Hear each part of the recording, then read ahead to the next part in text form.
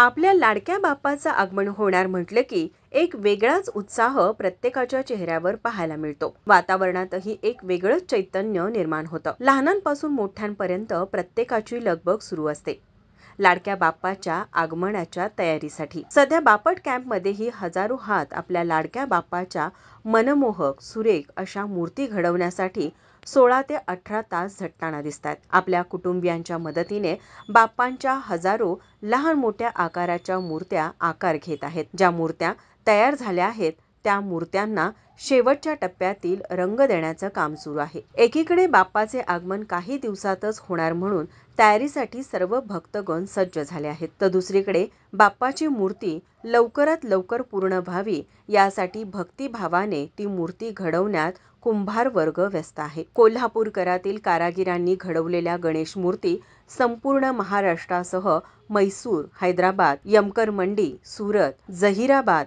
गोवा, कर्नाटक या राज्यात पाठवल्या जातात.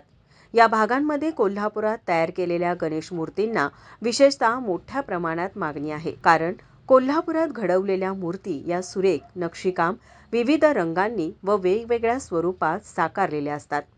येथील बाप्पांची मूर्ती पाहता क्षणी मन प्रसन्न होतं.